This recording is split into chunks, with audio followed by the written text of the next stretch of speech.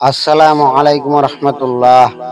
এক বেদুইন মহিলা হুজুর সাল্লাল্লাহু আলাইহি ইসলামকে কি এমন প্রশ্ন করেছিলেন যে যেই প্রশ্নের উত্তর দিতে পারলে সেই বেদুইন মহিলা ঈমান আনবে বলেছিলেন।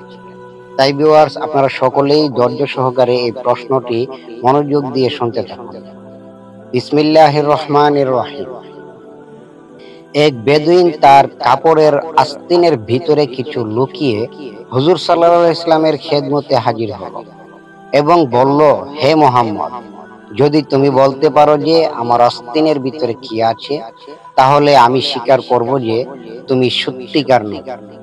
হুজুর ফরমালেন, সত্যিই তুমি ঈমান আনবে?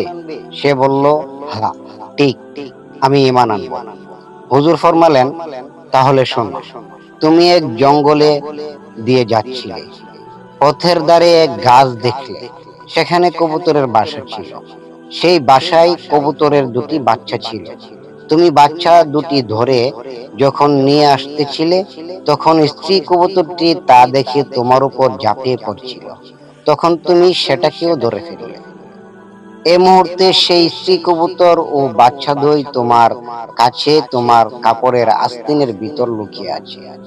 বেদুইন একথা শুনে বিস্মিত হয়ে গেল এবং সঙ্গে সঙ্গে ঘোষণা করলো, আমি সাক্ষ্য দিচ্ছি আল্লাহ ছাড়া কোনো মাবুদ নাই, আরো সাক্ষ্য দিচ্ছি নিশ্চয়ই আপনি আল্লাহর রাসূল।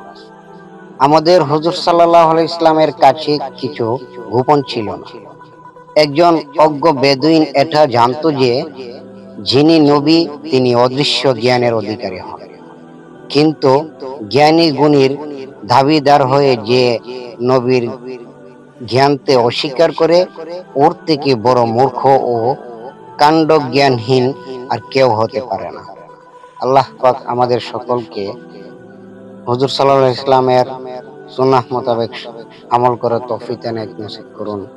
আমরা সকলেই কমেন্ট বক্সে লিখে দিই আমিন।